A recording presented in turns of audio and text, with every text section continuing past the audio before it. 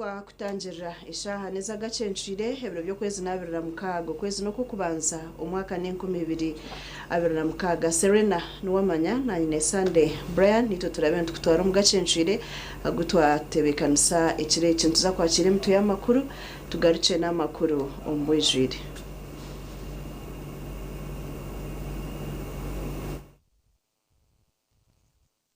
kuhikibwaho yelanji wa Global aleta wenjawulo ku bisenge tulina Global Silk Vinyl asigibwa munda, Global Weather Coat asigibwa ebweru ne Global Mat owazi ceiling. Rwashamire Vocational Institute itendekero ry'amashomo ga business na technical studies international diploma mu human resource management.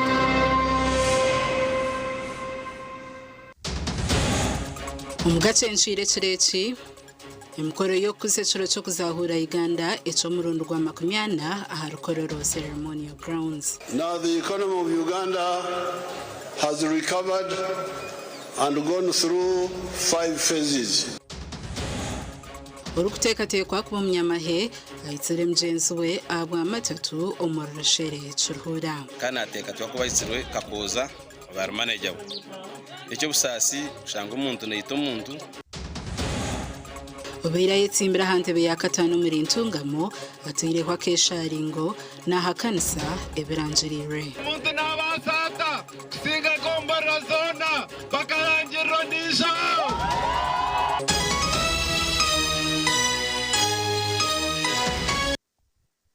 Agacencwire ombwejwire buri mwaka ahabiro 2026 byo ko kubanza Uganda nejuka izoba ubw'amahega NRA gakwata government eri izoba Uganda yajaguza emyaka 20 kandi mikoro yihanga ryona yakorerwa umucaye cya Kororo Independence Grounds.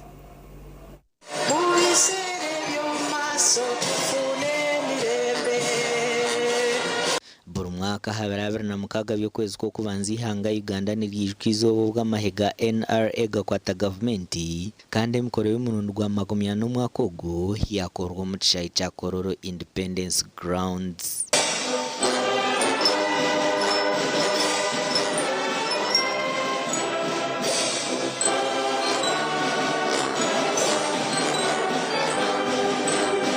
President Museveni niwe yabaryo mugenyi mukuru kandi ogu yabanza no kurambura inyiriro z'abasirikare aba badumirwe kano Samusubwa arukwerwaho Major Miriam Akelo Opio.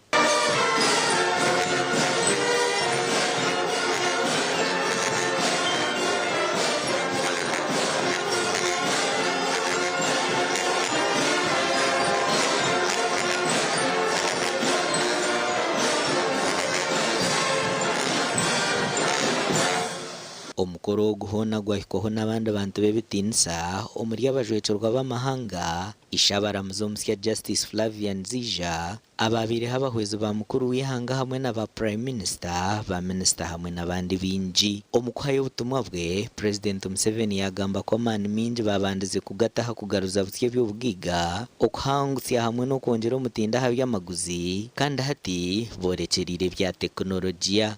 In 40 years mubadde muwulira abantu abamu abaganti NRM terina kyekoze era waliwo olupapula olwa monitor olwaleero omutwe gwabwe omukulu gubadde kugamba nti tewali kituukiddwako tewaliwo kyanjawulo mu myaka 4. Now I will show you here. You know, I am a film shower. I use films now. I don't talk so much. Muzee agenda kutulaga maso ku lutimbe ennaku zino akoze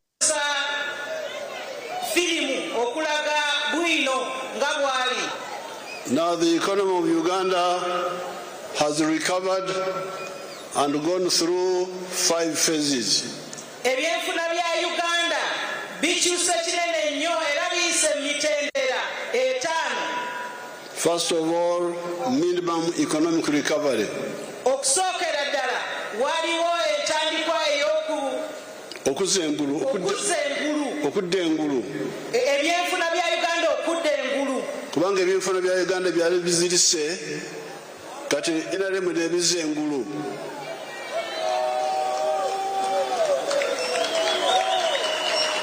Ebyenfuna nga bwe muwulidde nti byali bizirise NRM yatandika na kubiza ngulu. Then expansion of the small colonial economy which we had after it had recovered.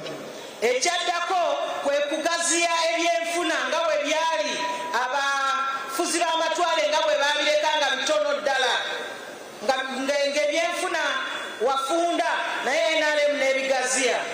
Naye n'ako katono Amin yali akasanyizaawo. Nti n'ebyo ebitono ddala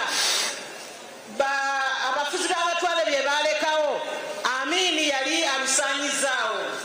So we brought back that small economy and expanded it. Ogu yagamba naha kwongera amaano mu by'obuhingi by'omutindo amakoro obuheereza hamwe n'ebyakarimagezi kandi hona yaraganisa ko amajuta nigaza kutandika kutambura omwaka ogu. Kale, all that is commercial agriculture, fisheries. Show us fisheries. You don't have fisheries?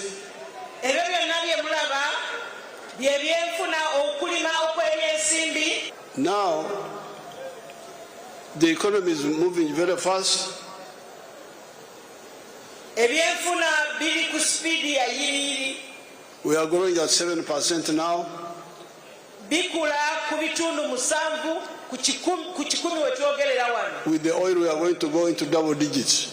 Bwe tunaafuna amafuta bwe ganaatandika ate awo tujja kuba tugenze mu nnyukuta 2 oba nga tusoba mu 10. But there are still groups of our population who are outside the money economy. Naye era waliwo bannayuganda abakyali ebweru w'ebyenfuna eby'essente. These are the ones who are in poverty. Bano be bakyali mu bwavu. From the colonial times, okuva mu bufuzi bw'amatwale, we had a small group of our people in the money economy. Twalina abantu batono nnyo abali mu byenfuna ebyokukola ssente. At independence, the figure they gave me were 9% in the money economy. We twafunira obwetwaze baali ebitundu 9 ku 10. Now when we came after stabilizing the country, NRM bwe yajja nga bwe twamala okuleeta obutebenkevu mu ggwanga, and when we checked, we found that still a small number of the people were in the money economy. The majority were outside the money economy. Oguhona yarabura bubona abarikwenda kuzaanura mu program ya parish development model. But recently, when I was campaigning, some of the people have used the PDM well. Musayi bw'abadde mu campaign akizudde ng'abantu abamu bakozesa PDM bulungi ddala. But there are other areas where there is still a problem. Naye wakyaliwo ebitundu ebimu nga wakyalimuko obumulumulu. The PDM money in some areas has been grabbed by 3 people. Mu bitundu ebimu abantu ba mirundi 3 abezizza ssente za PDM. There is somebody they call focal person. Nti waliwo oyo omuntu ayitibwa entabiro ya PDM. Then the Muluka chief.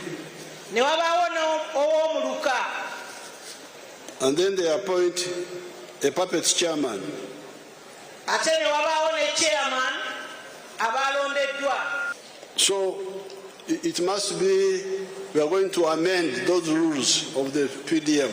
N'olwekyo amateeka ago agafuga PDM gagenda kukolebwamu ennongosereza. Ebyobwegese, ebyamagara, enguuto ez'omu byaro, eby'obugiiga ebirareetaho emirimo, eby'oburinganizo mu bantu, eby'obutare omu Uganda hamwe n'amahanga gatwehinguririze nabyo yabigambaho. Oguhona yakabukira b'orubaju oruhakana abarikukoresa ebigambo ebirikuhemba omurro mu bantu hamwe n'abandi bebembezi abarikweyendeza kandi yaraganisa kugumizamu n'okurwanisa obushomanguzi hamwe n'oburu bw'enguzi. People misbehaving and nobody does anything about them. Abantu nga bamenya amateeka ne watabaawo kikolebwa. Some people have been attacked. Abantu abamu balumbiddwa. Why should you attack anybody because of the elections? Nga lwaki olumba omwanganga olw'okulonda? What right do you have to even use harsh words? ye obuyinza obujjawa okozesa ebigambo ebikambwe yemwe abatusibye akasajja. You have no right to say that. tolina buyinza na ddembe kugamba nti mwe mutusibyeko akasajja. tolina lukusa olwo. Ani awulidde enjogera eyo nti yemwe abatusibyeko akasajja?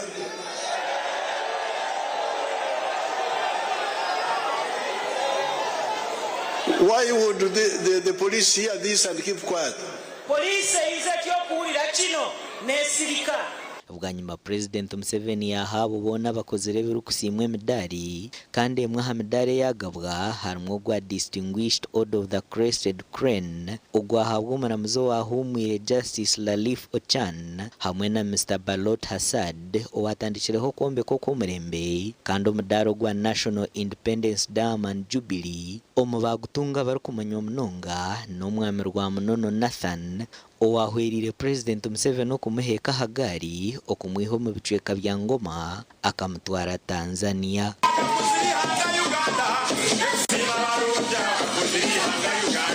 Aha bwa TV West ndi era akiza.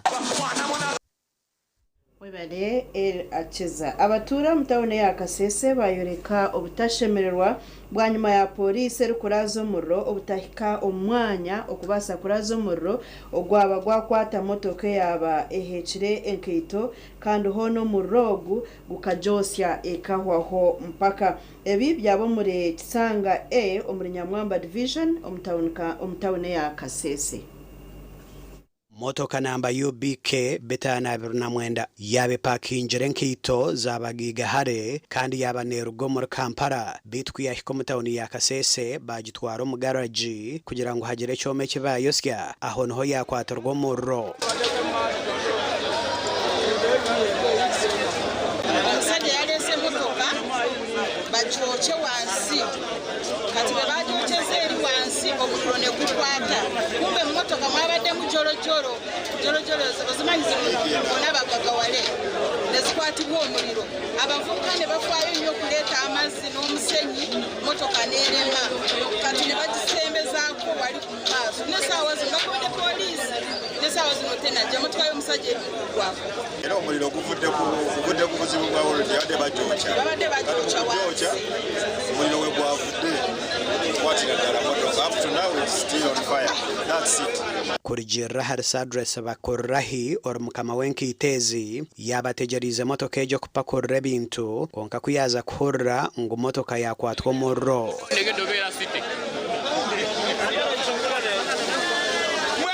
Tunde mwasa tukase offroading event.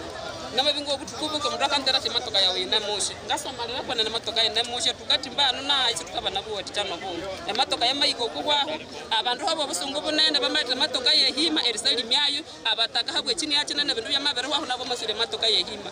Abatura baba baryo mwanya ogo bayetombwitera polisi ahabwo batahika mwanya ogo okuraza omurro.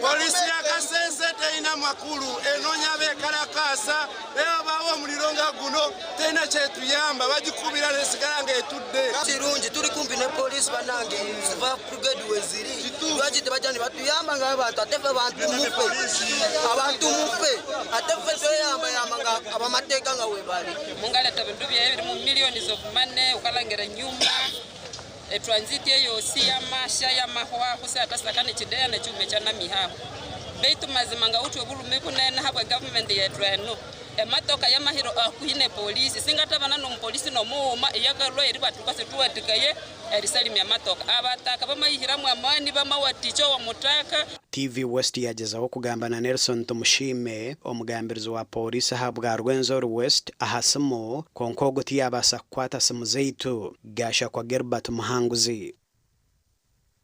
Muzamu n'amakuru akagwe kagwerera abantu ba nshwere mpango omuri Rushere Town Council bwanyuma y'umukozi kwita mugenzi we ubabire no bazana hamwe matatu gesente omusirikare ogu owahumwire retired sergeant James Kakoza kandi manager w'amatungo ago mugenzi Aida Aichiruza nuwe aisiro umukozi mugenzi we bwanyuma yo kumusinga bitu akakansa akenda ngo amugaruze sente ze. Oyisorwe yamanywanka Eric Agaba ow'emyaka 36 kandi atwire nakora no mwisere ahafamu y'omugenzi Aida Aichiruza akashesha katwagwera kagwe kushanga umuntu omayitsirwe omukayare Aida Aichiruza ekweberwa rukundugu necyamazima mushija bamweta Agaba Eric emyaka 36 y'obukuru kandi ateka twakubayitsirwe Kakoza barumanejawe icyo busasi kushanga umuntu neyito umuntu wanyuma ya several times nkabembezi mbamuboninga abo kuretse njayi chairman w'ecwekeki nagira ngo kufa kwa Eric Agaba kurugirira hakuzana matatu ze sente aho atire James Kakoza emitwaro 8 ekigemeserize James Kakoza kuita Eric ngo agarukane sente ze kutwagamba bona bamwe abaye bariho nyekiro bagira ngo bihire omukuzana matatu ge sente tubekerezana uri yamutera sente yingi munonge zo emitwaro 5 kandi yagaraka yamongereza indi emitwaro 3 so yihaho kwenda kugira ngo amwita mu magara gense eturugambira Mr. Kakoza manager wa rukundugu jeshataka kwatsirwe polisi yene muhiga chairman nagira ngo Kakoza twira ine mishango mingi yo wisi omucwekeki ko nkati cyumuremise kugumiza munakore ndijo nuwo muntu Kakoza osira ine charges zemishango yo kwiba imishango yo kutera abantu nyekiro mu muhanda na kesi za madezi mwe naba involved bamutekatekaho nko mwitse ngwe nizoberi yashoyinga cyahise nakora ikikorwa nk'iki kwitagaba Eric imyaka 36 abaturani bagira ngo berarikira abakozi abarokora umukeji kandi bashabera byo kwerinda omu district yacu Ruhura obutikiriza abakozi abakugaruka mu cweka cyabo abantu abo tukoye n'abantu okututira abantu mu maso rukundugu gabayagala abakozi be abatwale eguwe nabo babatire ko eguwe aberi bakomeweno tukoye era tukoye umusero ninga no mwihangariyo na biteganiso kwita naki mwenanisha bangu ka government ekwatire hamwe n'abacamana resiwa nutugeze ku bantu sebe ebigwereze bikuzo mu cyaro kitu nkatwaye buzari yeke kintu kuri abahereze kwitira y'umuntu akakona kandi umusango nabo bamwise naba kana atogu n'umutumbi gwa kabiri mwena atagati ya shwene mpango ntuzakora ki bantu mwe rukundugu abantu bo wano batwara otakubatwara ninga wano furrente furri James Kakoza hona nabwe namanywanko twire na resenjayi ekimuretire yagumiza marokore bikorobero binjo kurugera abatura polisi ya Rushere yahika hamwanyogu bitu yabasagambira ha kamera zitu abo kugira ngo neke yongera koro kucyondoza twaza kumuraho netugaruka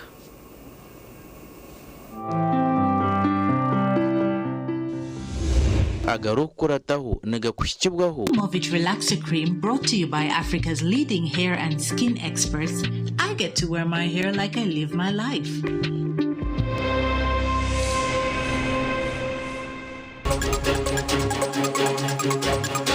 Agarukurataho okwetegurira obululu bw'abameya ba division ebikwato byahikomulimbara abantu bagira bamarwa bamanya ngo yatera akaruruke icyumba cya kabara na hariya bambataringa bareba ngo baterwa ubururigana n'ubwo budumbu obuhabuzi ahabyo bwegese nebikushikibwaho. At Avance International University, we offer various courses in business, education, humanity and social sciences. Bumbeire Secondary School Day and Boarding erikushangwa Bumbeire Bushenyi District ekwiniro bwegese burungi kandi bwo mutindo gwa higuru. Ukukunda abana banyu na munongo umwana wa mwishiki nahenda rukundo mumwesiye hihi uganire nawe ube munywana we kandi umugambire ebikwija kumwombeka umwegese mirimo atashita makarere ngaro ubona ko bwara batari ishomero abe nakore mirimo y'umuka kandi umuhubwiro bwo kushoma ko kuba munywani we naija kugambira bikumusasa omubona ko ubu abana babishikino bateganisibwa embere barukurabamo mwene betengo habuze umuzire kandi umuzire ko mwana umanye byari kwetenga na munonga ebikwato ebyari kukwata yabari yo mwishomero abo kuba kayishomero bine binji ebuba kwenda bakozese nkabishiki yabatakine mushango bundi umutima gwa mutwara hare yahaba.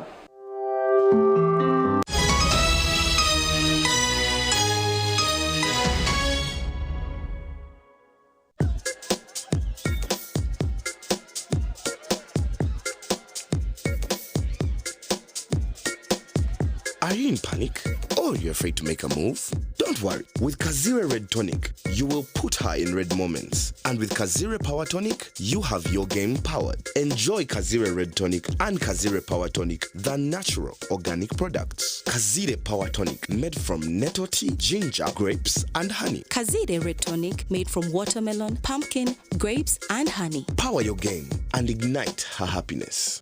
Skylight Hotel, eresora uhereza bwo murembo muri Imbarara City. Ahi barukereza breakfast, ngakatogo, omelette, rolex, shumbusha, chapati, chai yamate, eyo mukaru, akatunda ko murembe nebindi. Bineyo na chamushanere kutandika shamu kagazi hangwe. Nibateke nkoko, embuzi, ecenyanja, muchemo, obushaza, akaru, ekitoche, echozi, emondi, greens, obutura, eshwiga, kandi echo kunywa. Nichigenderaho. Hey, manya bino buraro burunji bwo murembe. Aha bei nunji kandi warara Skylight Hotel Imbarara City. Breakfast ne yabusha. Bine rooms eziri self contained DSTV, security rije kandi parking ne yemarira. Bine bara yo murembe. Pool table, sauna na steam bath hamwe na conference hall. Skylight Hotel neshangwa omuri Imbarara City wahingura kace aha Vision Empire orguto rwatora katete. Ijukangu nibo ba director ba Skylight Hotel rukunjiri ebirukiraho tera no tumushanje mwenda 18 58 38 ninga no tumushanje no tumukaga 36 36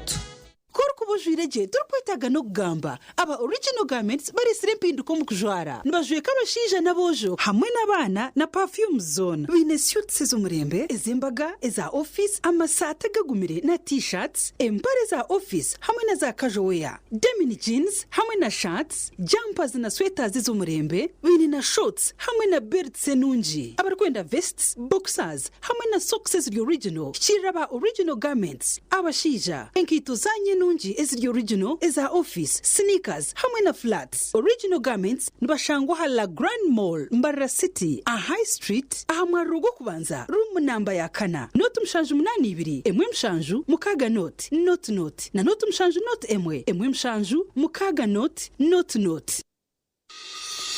kurugera kimwumbugi mu bwensho za Ankole Uganda ahi ensinembe hononje birukweza burujuma rw'umwani ekitarya handi burujuma n'uruhingwa no kwegendesereza kandi rushorumwa cy'abahingi kurinda itaka hamwe no kubaho bukogo ahara Ankole Coffee Producers Cooperative Union ACPCU nitweretera umwani gukarangirwe je gunozere gwinaka hoho komutindo haza guterekana isigweje kora birometendere kere ukongera ibirungo byitunyamurungi abahingi n'eminyeto nubahwerwa Ankole Coffee omunkora yo kutungura byaro nywa umwana murungi ko matano ogwa Ankole Coffee ugutafuhirirwe n'imibazi ogurkwamagara marungi kandi ogora kusya kiroto cyawe buzimeki n'ikirungo cyitu cyo buhangwe cy'ikere kwenda kumenya barukukeraho tera note 8 note 3 note 5 3 Noro no mwanya gwo buhumuro ogurumo businge kandi guboniro muri Imbarara City Summit Gold Hotel nitho buraro bwo murembe buri kishenge kiri mu DSTV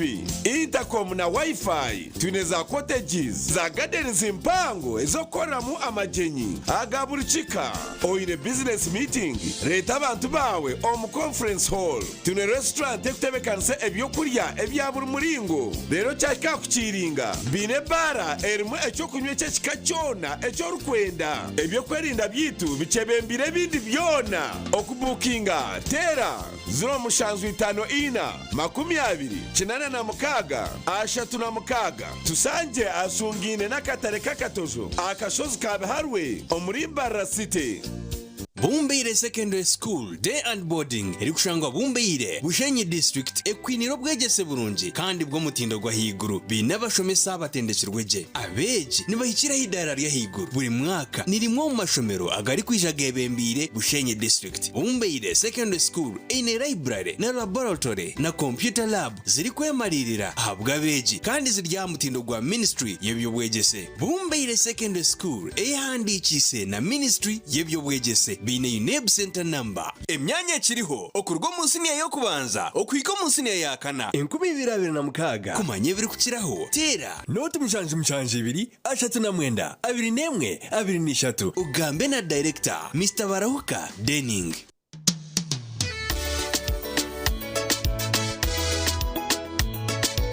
Manager ogito wagito ko kama tumukidara kabatakagiremo MC takiziri DJ atumwe na wearing ebyoma tugumiseze shanki ibiri bantu mwareka turwo muzano tugume twatesha twagamba shamushanju zibe shamushanju tukizana ngo okushara keke ni shamushanju nizeze nyine iyo ni shara keke tukazakunyumbo nawo pesi yona nesente konga tanyuire mbogo nikushekerera nikuteganisa wenda ningende mbogo yoka oyine mbogo kanaba mulungi ayibambe nekorera ayimukama wanje okagaruka meshahara zanje otwiro ine cyetengo cyo kushuma bunasi obuzarisa Evrin Health Training Institute Mbarara City ishomere rikushomesa bunasi obuzarisa arurengo rwa certificate diploma in nursing and midwifery niza kwera ishomereri nirishangwa kachika omuri cyamugoranyi ari Mbarara Community Hospital ija oyetunjiro bukugu okwandika beje basya kuri ni kugenda umisha hishomero okumenya birakiraho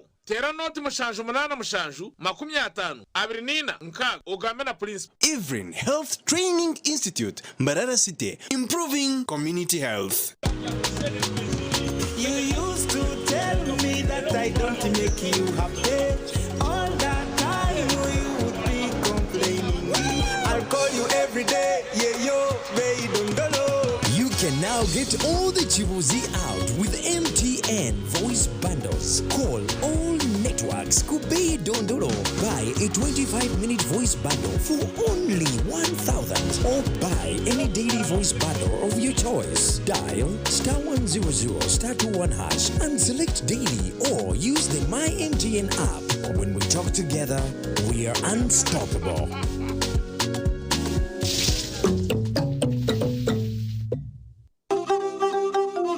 Emyaka mingi ombazi gwito gwa mino gwa Agacencwire na Fresh Up gubire no gutereza kurunja munonga kubasa kurinda mino no kwetantara kunuka kana na hati gumana okozesa Agacencwire na Fresh Up kwenda ngu akanwa kawe kagumen kahumuraje izoba ryona. Agacencwire na Fresh Up nibikuhereza kawo karunja munonga yejumbiro mbazi ogwa Agacencwire na Fresh Up dero oyongera kusheko mbantu otine kwetina aha kasente kache munonga hichira za supermarkets n'amaduka gakuri hihi okwetorora ihangariyona. Agacencwire na Fresh Up ni gombazi gonka ogwo kurinda mino gitu. Hayes Recruitment Experts Jobs Abroad n'amashemererwa minji nitutabarusiye abantu mwena umwaka musya ogwe2026 kandi nitumanyisa abantu mwena nguri tukinda abantu binji abashije n'abakazi abojo nabishiki emyaka 21 okwisari 25 okwerache cyenyonyi Dubai emirimo nka customer service, airport security, aviation stewards, check-in agents, landing ground guides na aircraft cleaners. Hayes Recruitment niyo company esinjira zindi zono mu Africa okuhereza emirimo ey'obujunanizibwa omwaka oguterize ogwe2025 okwehandikisa n'okwabusha free registration amataji gitugona esimu not mushanju ina not emwe 2 3 4 5 6 neinga not mushanju ina 5 5 5 5 Omuzaire otaferwa mu gishogo St Kana International Secondary School erukushangwa kilomita 10 haruguto rw'Ishaka Kasese Kashozi Butare yeine byone byo mwegera kwetenga kushongo ko micwe n'ubwegesi ishomero mixed boarding on A level kandi bina bashomeza batendekirwe munonga nibashomesa arts na sciences computer training agriculture na farming bina stocked library na modern equipped science laboratories ebyemezana mbwenu bobebembira amashomero gona omuri Bushenyi district abeje bareberwa munonga kandi school fees nizibasubwa buri omwe registration yatandikira ishomero buri izoba kutandika nakasheshe kusyo mwabazi tera no tumushanju 5 kinana nina 14 18 fear God and excel.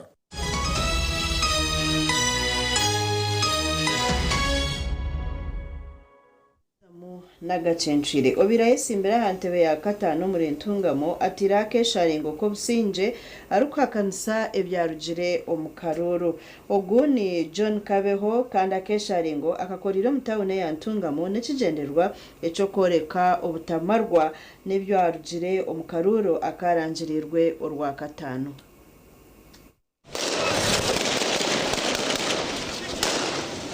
Nyomwabazi omushahazo mwabazyo obire isimbira ntebe ya katano mu district ya Ntungamo John Kabeho kwasirwe police bwanyuma yo kutakesha ringo ko businjo mu town kure ya Ntungamo.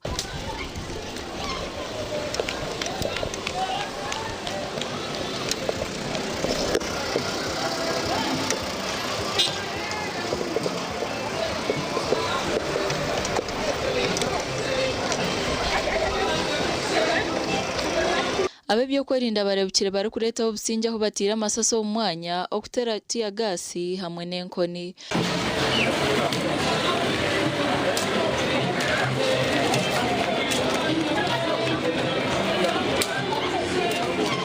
Okurigira John Kabeho okutambura mu town ya Ntungamo kibire genderire kore ko butashemerwa bwe byarigiro mu karuru.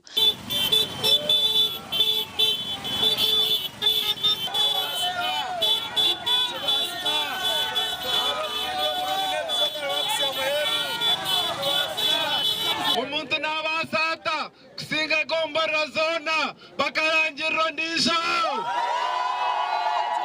ejo nikikafuye kuyemera samu na waro yasingirwa taye tarokuza kugira ngo naza mwabwe mbundu omuntu akasingo bururu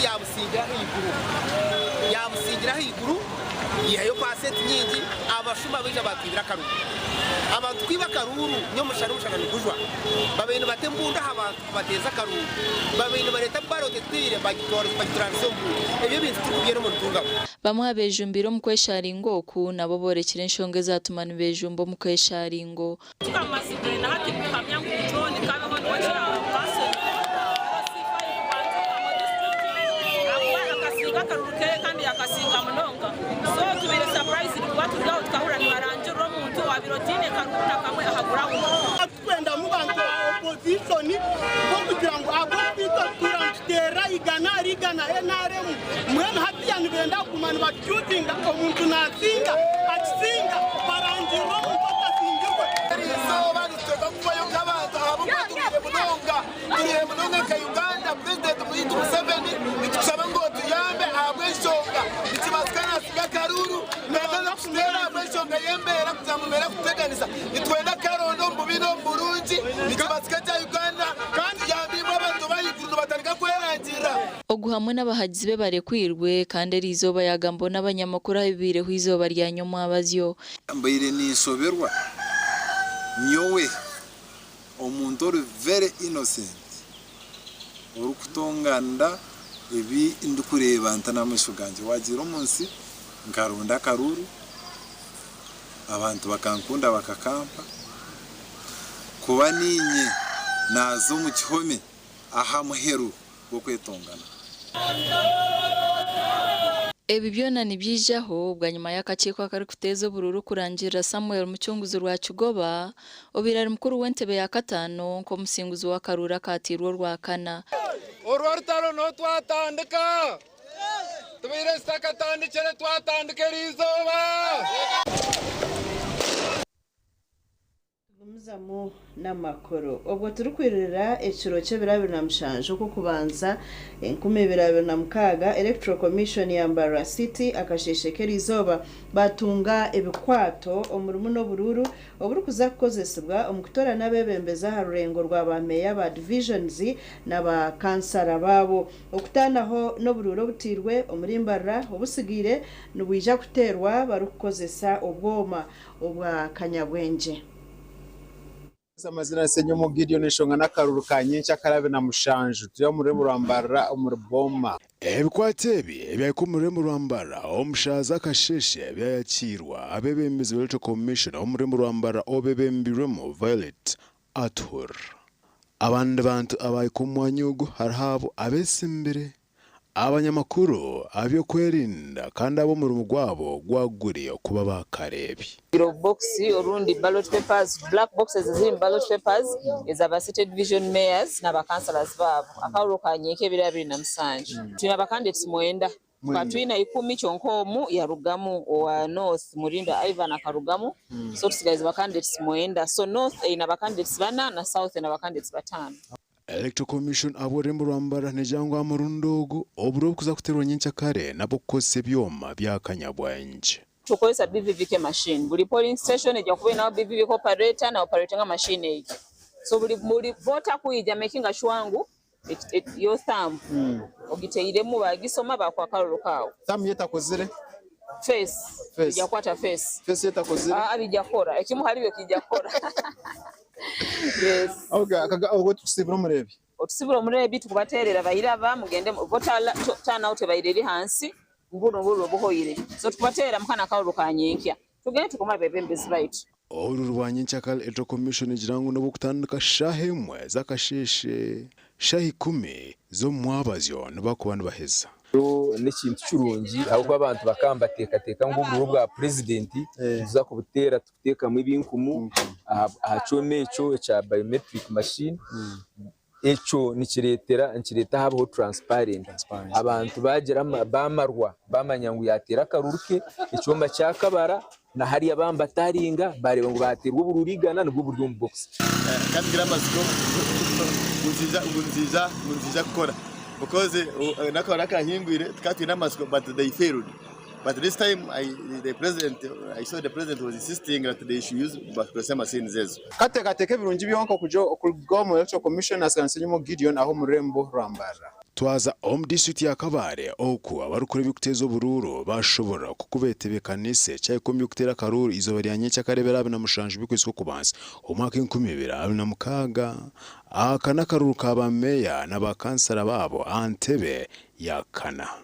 So twaliza mu solo bagamba tuli ready twetegese bulungi nnyo kalulu kencha to having the meetings era ba supervisor bange ba having the meetings na polling officials okubera nga twejjukanye ebibaddewo betutayagala bidde mu kukolebwa mweno election.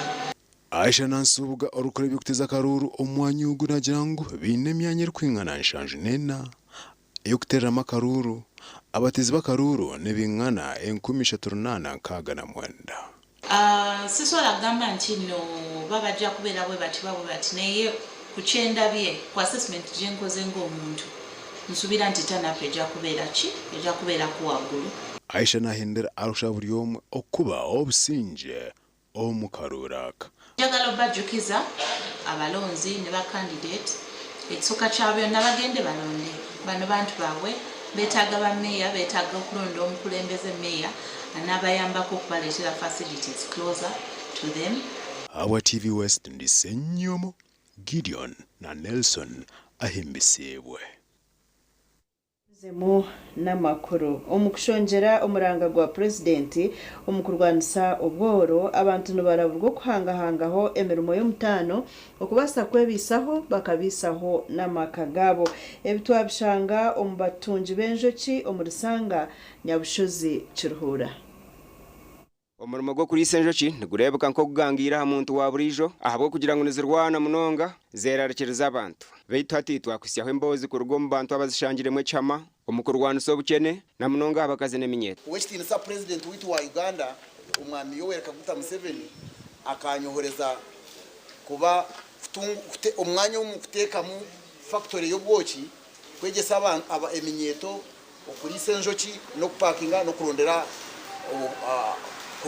kurwana sibura ry'emirimo kubashyikira n'abikiriza hatahinda kugambira barya practicals ne ba parking obwoki ne bazum field bahakura ni anje winge mnyeto yoneri yokwe mureke kugira ngo emirimo ebuzire ebyo gukora ni byinji muje twejo kutunga ensho cy'abatakuzimanya tufune sente abantu mwene mnyeto muje tukorere bafamu yitu tucende mnyeto minje yo kwega abishike na mnonga tukira kugira ngo emirimo yabishike buzire kunka wayemerero mwana w'umushiki twega gukora ensho ki niyo wahezo tandoka business kawe utandika tubasize kweyongerayo mbishaka bitari bimwe ehitishangire bihome by'ensho kinyamwingi nangwa twayegomba no kumanya entebekanisa yazo n'obwerinzi aha muntu waburisha ni implementing a presidential directive cashew nut origin cashew nut nemiti erikwata obwoki nekwata enjoki bwenu emiti ya cashew nut mwana mureba omwemerimo Wilson Kajwenge ahikirenka eka 20 harimo n'abandi abantu abahinjo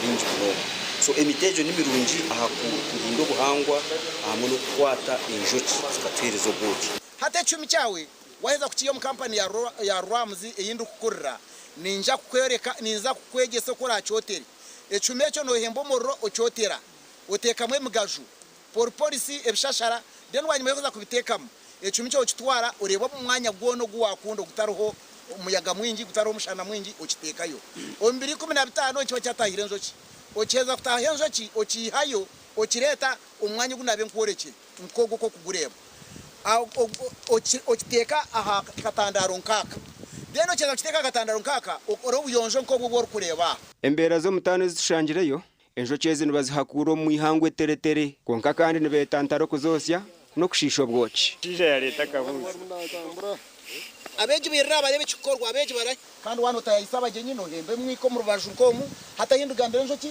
communication yargaho hata njoki nabanywane beitu tayiro umuntu wene kwata futira ebizo byo kuvugana muri campus ecya kabiri ne cumi cyo nkeki wabati kisangiye yibikatirwe njoro ecya kashatu nabashuma nabone bateganise njo cyakwe omucumi kimwe narga mukiro 10 kiri 10 naryo mitwaro nkashatu abantu aba nibegeitiro mu kibinde kimanyirwe nkaruro agriculture advisory service chete rams haza bashoborire bikirizi nebizibu bitari bimwe ebiri kubacumbagiza ekibaro kushaba government kubahweraho abo kuba kikuru munongo aha bwakitura hano no kugira ngo abantu baburizo especially abana b'amashomero abari kusoma bakaheza nabo babase kuganyirwa mu bafune mu 50 already twineho bayintanuzi umugeke ahabo kuko director witi yagamba intambara niyo kuteganisa akonti gende muyanya mingi kandi miringwa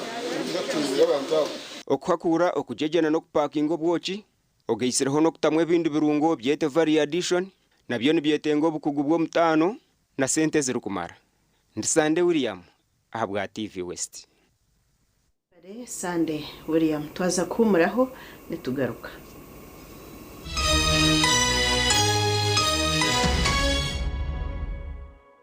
The management of Plus 2 High School in Bushenyi informs the parents, the learners and the general public that first term 2026 will commence on the 10th of February 2026.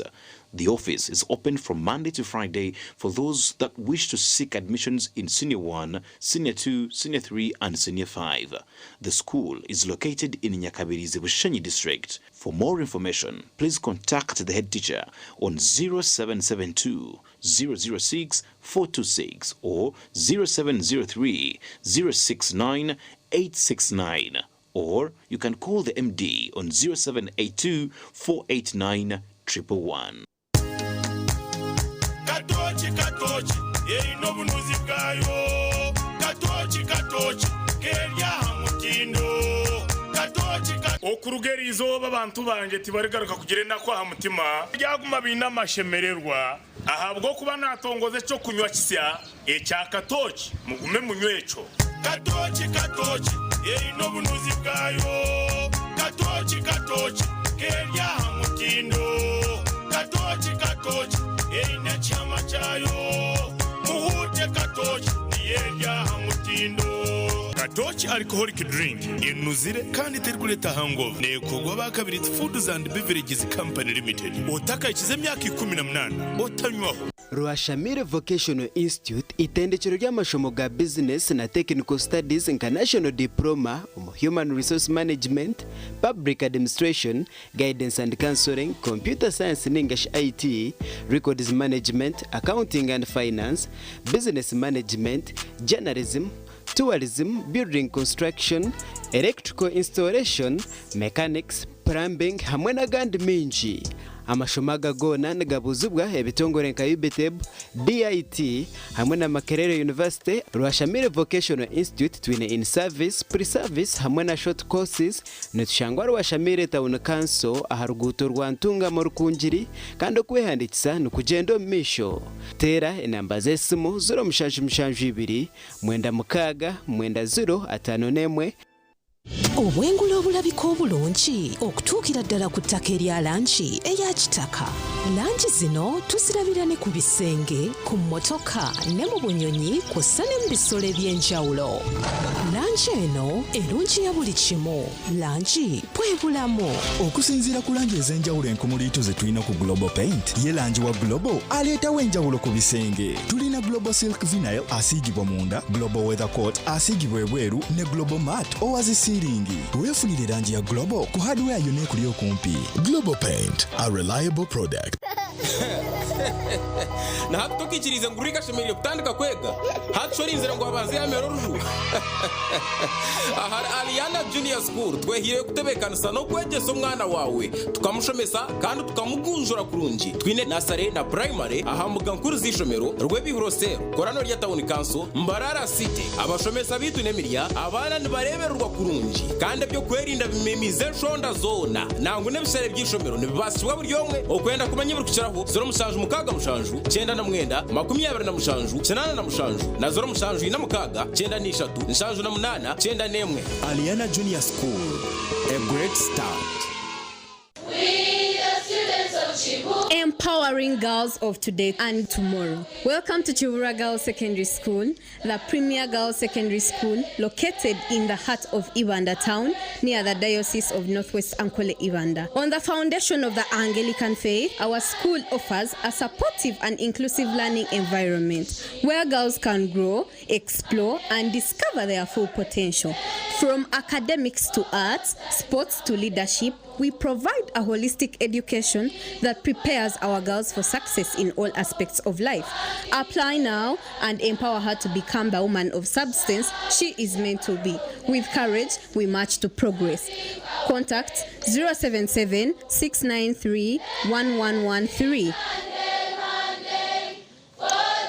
Noeni ishomero eriyoko mwana wawe intandikiro nungi. Claire Junior School nico kigarukwamu nirishangwa Karujembe Ngara kilometri 3 warugahari Mbarara Kabare Highway Ruti Mbarara City. Claire Junior School niriyo rishemerero mwana wawe yine cyone kiri kwetengwa utebirwe main hall yo mutano library yijire bitabo na classes nyamurungi ebyemizano twine bikwato byo murembe HI cha basketball necha tena abashomesa n'abahangu abeyireyo uko mwana wawe ubwegese bwo mutindo twineho nebindi ngo koga netball hamwe no mpira gwebigere. Ali Claire Junior School nitwikiriza ngo buri mwana ashemerere kugira ubutandikiro burungi ukwanditsa beji baby class ukwika P7 ni kugenda umisho umudena boarding twinire n'entambura eyabeji ibyo kurya ni bya balanced diet tera note mushanje 82 cyenda nemwe 52 note mushanje.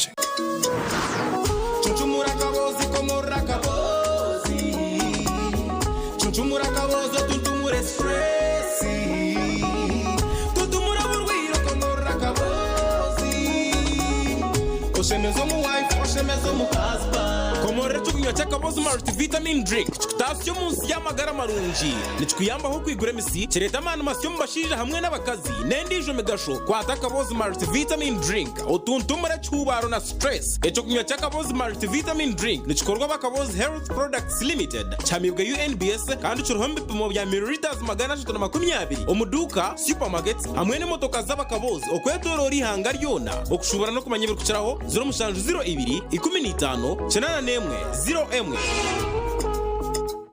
otwire ine chetengo chokushoma obunansi hamwe n'obuzarisa bugonji college of nursing and midwifery neyetawo wona abarikwenda kutandika kushoma obunansi hamwe n'obuzarisa kwija kwehandikisa ishomero bugonji omuri Shema itendekere riri 5/2017 kandi neryo kureberaho omu by'okushomesa abanansi hamwe n'abazarisa ab'omutindo gw'ensi yona aha rurengo rwa certificate hamwe na diploma nitwegesa abeegi bitu okutaha empinduka omu by'amagara kandi twine na za lab ez'okukoreramu practicals hamwe na library ez'omurembe otaferwa omugisha gw'okutunga omwanya gw'okushomera ahari bugonji na college of nursing and midwifery kumanya ebiri kukiraho tera not 2 not 9 25 Cornerstone Junior Academy, located in Biharwe and Barara, a day and boarding school, offers a unique blend of academic excellence with a holistic child development from nursery and primary. We provide both national and international curriculum, developing all our pupils' talents through extracurricular activities and more. Registration for all classes is ongoing. Enroll your child today by visiting our campus today on Igongo Hill, Biharwe and Barara, or call 0706 944 519. Or 0781 159 421. Cornerstone Junior Academy, where quality meets elegance, soaring to greater heights. At Avance International University, we offer various courses in business, education, humanity and social sciences, information technology, journalism, nursing and midwifery, plus complementary and alternative medicine. The school is equipped with a well-stocked library, computer lab and different science laboratories for research and experiments. We offer full and half bursaries for students who apply in time. Enjoy a cool and magnificent learning environment with a touch of professional and internationally recognized professors and lecturers. Enroll now for your degree, diploma or certificate studies. Contact or WhatsApp us on 0700 670 691. St. Julian High School Gayaza twinira omwana wawe obwegese bw'omutindo okurwa musine yo kubanza okiko musine ya mukaga abwa arts na sciences abeji nibagobera mu laboratory yitu eri mu buri kimwe na library yo mutindo eri kushongera abana okwika kurunje bigezo twine nemishomo yebyemikono abeji bari kwekwatiramo bakatungo kumanyira hamwe n'emyoga yo kwebisaho manya music dance and drama hamwe n'ebyemizano nitubitahesira okuretera beji okuguma bina magara marunji no kweyesiga ebyombeko byitu byombekirwe kurunji okurinda jabeji no kubaho mwanya gw'obugwaji gwo kushomera mu kurunji nk'abaryo muka turiyo ntwandika beji okurugo musine yo kubanza okiko musine ya mukaga tera esimu noti mushanje mukaga hatano ni 5 noti mwenda 13 ninga noti mushanje inamushanje noti 5 30 noti mushanje.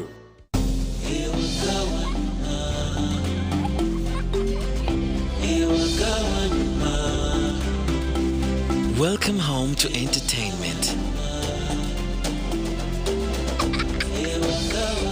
to Wi-Fi everywhere,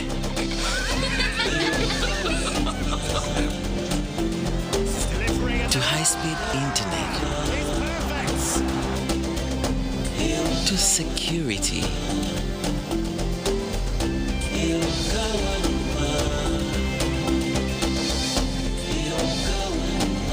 to first-class support.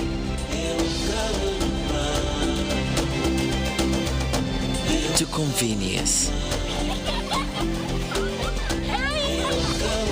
Welcome home to MTN WakaNet. Superior internet for every home. Visit www.mtn.co.ug/WakaNet. Welcome home. Together, we are unstoppable.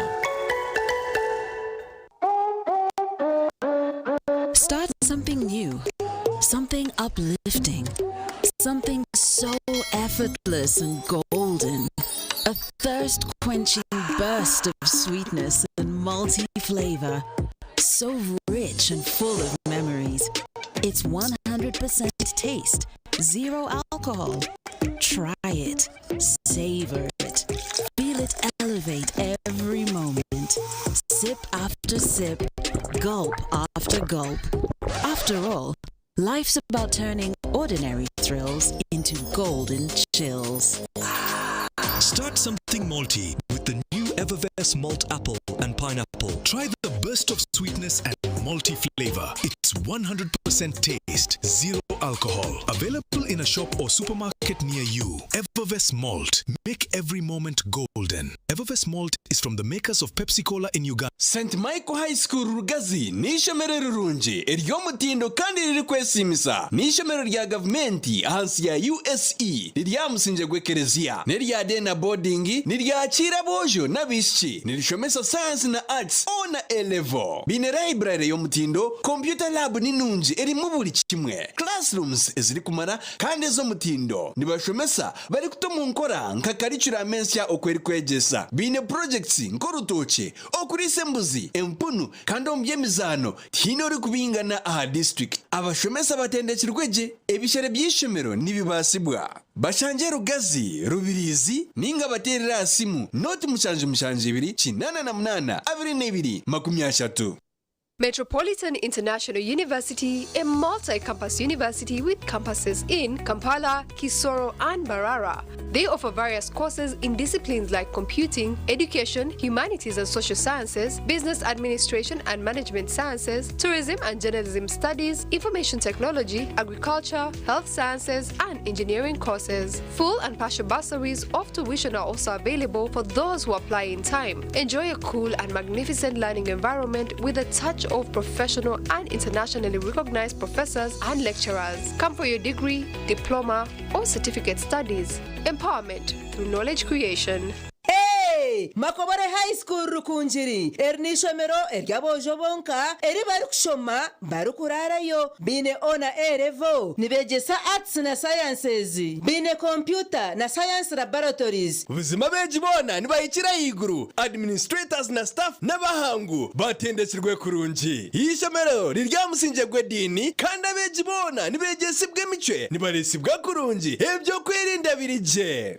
Hey! Makobore High School nishomero erukunda ebyemizano nka football, basketball, volleyball, handball, otebirwe nebya music, dance and drama. Makobore High School twehireyo okubasa kushomesa omwana w'omwojo akaba w'omugasho nyensya nirishangwa rukunjiri municipality aha mushozi g'obureberezi obwa North Kigezi Diocese oburi kwebemberwa Bishop Onesimus Asimwe. Mureta beji emyanya takahwireyo moto yabo ni Ascendimas. Ebiri kukiraho tera noti mushanje notemwe nkaga ni 5 noti ina 5 ninga noti mushanje 5 nkaga na mushanju anana mwenda nshanje ni 3 ninga noti mushanje 82 nkaga na mukaga 5 nina 80.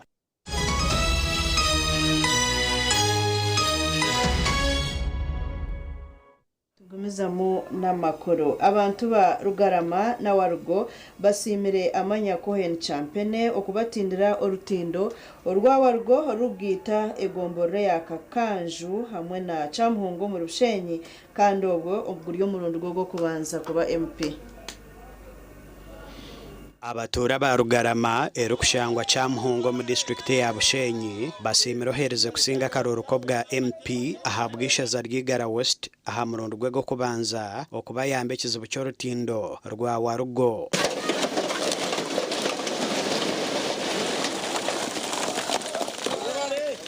Kana noko bona bakanjira ngo kiteganisa n'urutindo rundo bakorere bansha abana abagena tukoza rwo mu karuru ninja kwijana kuri seje niyo project yo kubanza twakoze rentindo nyingi twineho ebiti abantu ebiti nka bisatu ninga bina ukibano tambuka norabyo epiki yawe ninga epiki ninga gari ekitinduka kiterera uhurangwa abantu bagwa hansi ubiza kunuya ndiyo myaka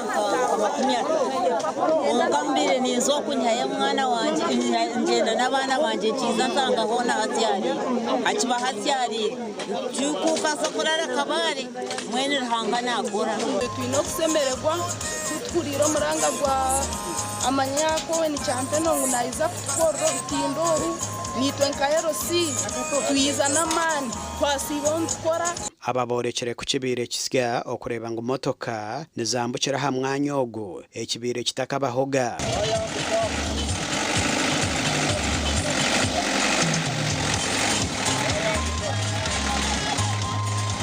takaze yoga motoka kunuya abo kuba bitegomborera cyamungana kaganzu twire rutaro so kansokweni yacu tukorra kandi twamusima nayibariki ekindi kwendeza abanyigara west na munonga bahirire byange kandi tutakora rutindo rukaba ndyo rwayinkuriza ingo bushuma tutakora rutindo ukashanga umwanya gwo rukoze sebirungi turonto rukoze sebi so nico ndukajika abantu mureke tukume no busingi mureke tukundane abana kusoma kutegeka munonga so nakusima kansoko ni chambe na bomo mogu wako so icyo ndabasiramu ko beno zakusara no rebito basiramu tsaro wa bitano okiza kwa mkaha watike kutawaza ugaruko ko misi abana bambara bo kusayisomero no misi amanyako heni champene ogwateriro muranga abanyigara abamuhagire n'abatamuhagire okwatanisiza hamwe babase kureta hentunguka ombyanga byabo gasha kwa Ben Muhozi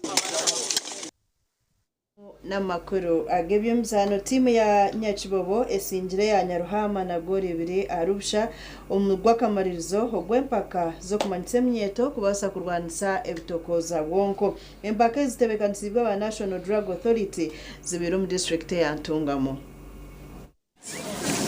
Fainora hagati ya Nyakibobo na Nyaruhama ekirwa abarorezi binjo kwendera empaka zo kumanyisa no kurwanisa bitokoza bwonko menyeto aho zigire kwendera timu ya Nyakibobo singira ya Nyaruhama na gori 2-0.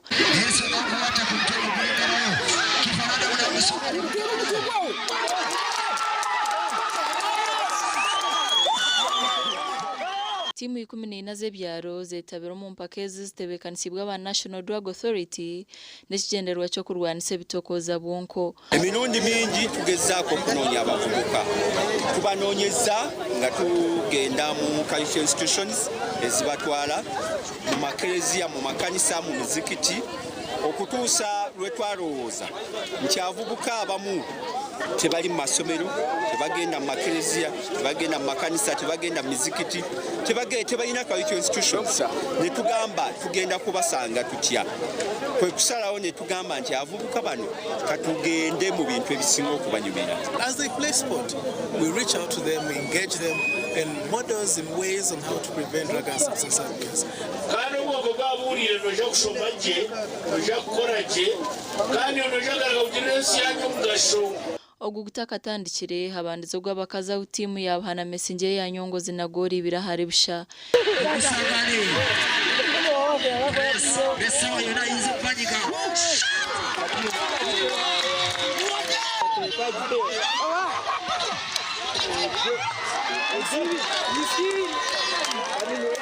timu zone zetabire mu mstungire birabe biri mu uniform empira kandi abasingirwa bahirwe chikopo emidari hamwe na sente. Ndagebye msano timu ya Manchester United yerekire Arsenal mani kugisinga na gole 3-2 omuzano gw'amano gw'empaka za English Premier League oguzandwe nyomwe bazya hizobe rya Sunday obusinguzi bwerire Manchester United okuza omuchakana abonera 3-8 kandi yo Arsenal egumire yebembire empakezi. Amakuru agabye msano nugo twatwinire nugo gahendera gacencire abo kirece ntukusima mnonga yogumire nitwe ntubendeza okurara kurunje.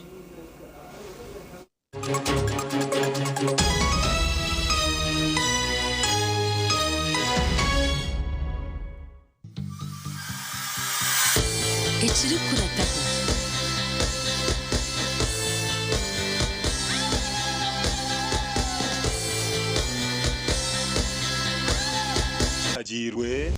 Good Times Kawara Primary School nitwikiriza ngo burumweji nayetenga kutandikaje kurugaha nasari kwika P7 ABC Dent na Fresh Up nibikuhereza kawo karungi munonga yejumbiro mbazi ogwa ABC Dent na Fresh Up dero oyongera kusheko mbantu otine kwetina aha kasente kache munonga omuzire obuhanguzi no butunga washomese